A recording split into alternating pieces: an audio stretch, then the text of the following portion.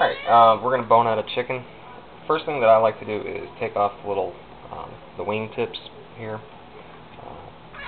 If you move the joint, you can find there's a little divot right here on where the joint is, and that'll kind of give you an idea of where to put your knife and cut. Because it is mostly just cartilage, you can just cut right through it without any major force or anything like that. Take both those off and come to the back of the bird. When you get the bird, you do want to rinse it off just to get all the juices and everything off of it that were on it when it was packaged up, as well as check the cavity, make sure that there's nothing in there, anything like gizzards, neck, all the heart, kidneys, liver, that sort of stuff. You do not want that in your bones when you're making a stock. Now the heart and the neck you can use just because they're bone and they're muscle, but the organs you certainly do not want. Also, you want to cut off any excess skin or fat. That's going to be something that you're not going to want to use in a stock or really for any kind of cooking purposes, because it's not going to give you much flavor. So we've got our bird, we've taken the wing tips off, trimmed off the fat off the end. Usually on the front there's not a lot of excess fat or skin, so I don't really worry about that initially. Next thing we can do is we can take off the actual wings. This is the wing again. You just move the wing, kind of feel where the joint is, place your knife on, and just cut right through. These you could throw them in your stock, or if you save them up, freeze them, you can bake them off, turn them into chicken wings, something like that for a little snack.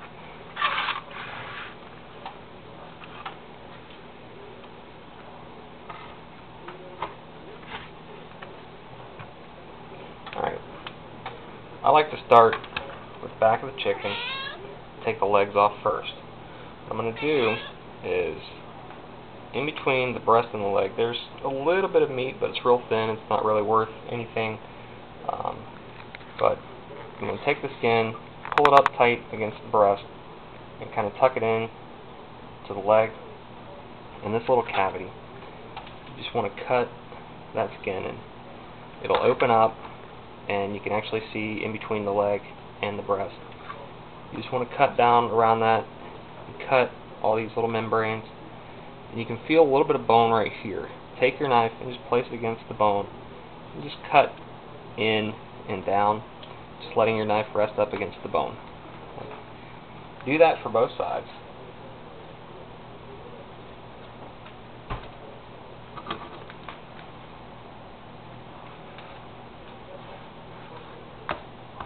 Then I turn the bird over, that's laying on its breast. If you feel there's a little joint right in here, if you place your thumbs there, pull back on the legs, what you're doing is you're actually popping that joint out of socket. You will hear a little pop. And cut this tissue. Right in here is a little muscle. It's referred to as an oyster muscle. It's very flavorful and very tender. You don't really want to leave that on the bird. It's something you can eat. So just taking the knife, cut in kind of a circular motion, and that cuts that off. If you leave a little bit on there, not a big deal. You can see that takes you right to this joint. You've already popped it out of socket, so then it's just a matter of cutting straight through, and there you've separated a hind quarter. So this is your leg and your thigh that are together. Set that aside, and I'll show you later how to take the bones out of that, and also to separate.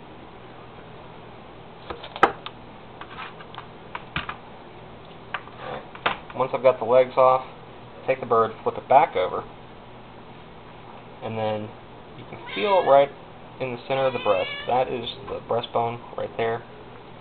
And just let your knife rest on that, and then just push back, push down, cutting, and let your knife fall down to one side or the other. It'll naturally go to either side. Whichever side it goes to first, just start on that side. There is the wishbone at the front. You can cut right through that. It's actually a lot easier sometimes to cut through it and just pull it out later. Once you've done this, come down, you've got the rib cage. Let your knife, I'm using the knife tip itself, letting it just kind of scrape up against the bone.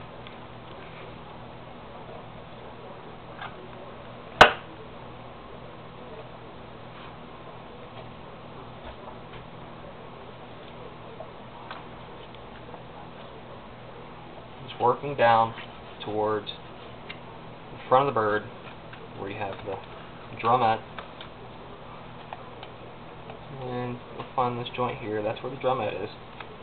Just work your way through it using the tip of the knife, and you can cut off your breast.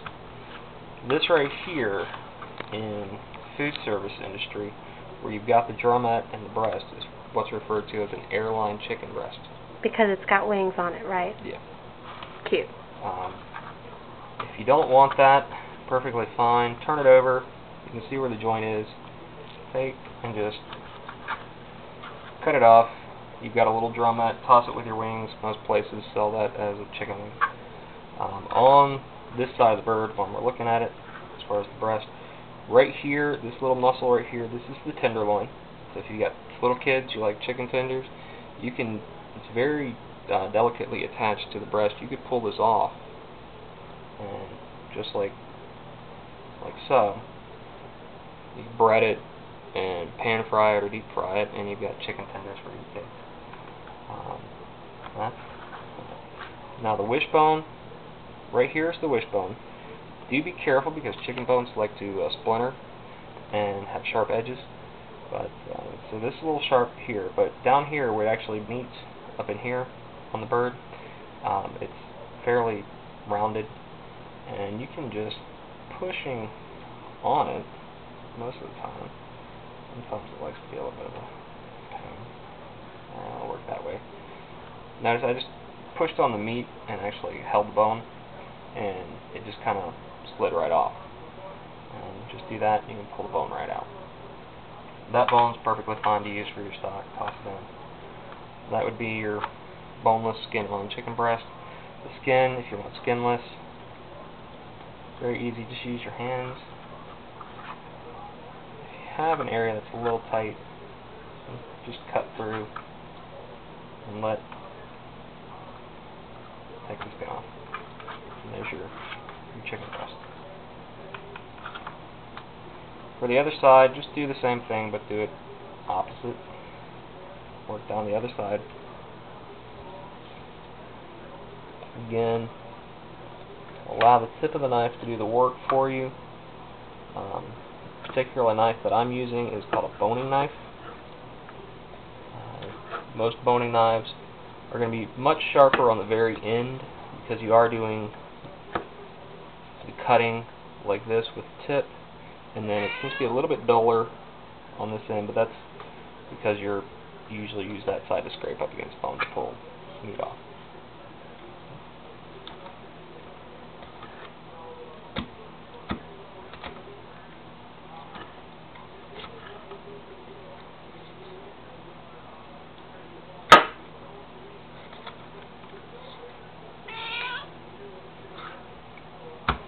And that is your carcass, which you can roast off and do a dark or a brown chicken stock. And that again is your airline chicken breast. This excess skin, there's excess skin and fat. Now would be the time to trim all that up. If you wanted to, you can trim up in the back. Just a much cleaner look on your chicken. Because that's less fat that we have to skim from our stock later, right? Right. Well, also the skin and fat is not going to add any flavor to a stock. Mm-hmm. It just becomes a pain because you do have to skim it off, and also it can make your stock a little bit cloudy as well. So it's a lot easier to remove the fat before you cook it because it's all in one piece, right? Yeah. Cool. We like to save steps. The old saying, work smarter, not harder. Alright, going back to the chicken leg. If you want to just split the leg itself into two parts, have the leg and the thigh, very easy. Like the wings, just move the legs, you'll find where the joint is, and you'll find a little divot where it kind of dips down. You can use your thumb and you feel it. Just take that and just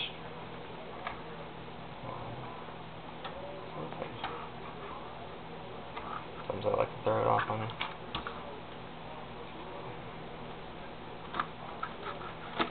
But just cut through, and that gives you your leg and your thigh. If you wanted to bone this out, I generally try to do this with the skin side down. Right here, the bone runs that way, and the meat naturally kind of wraps around the bone. You just take your knife, using the tip again, scraping up against the bone.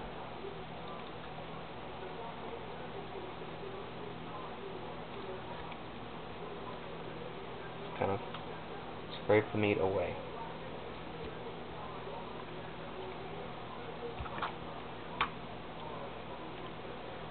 Once you get pretty much a round bone, just take your tip of your knife, let it follow the bone, and then stick it all the way through. And you can just kind of cut back to either side and take the bone. If you take a little bit of extra meat with that, that's not that big of a problem, because there are a lot of connective tissues and things that are associated very closely to the bone, and it makes it a little chewy and a little tougher to eat. And that would be a boneless thigh. For the leg, same principle. Unfortunately, this time we do have this right here. Do you want all this? Okay. What you can do, most of this right in here is not really very edible, so you can cut around so it kind of frees up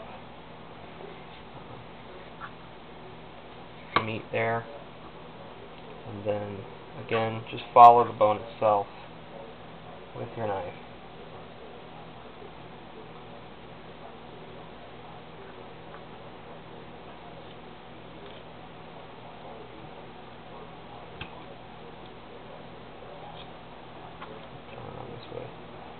Just cut around.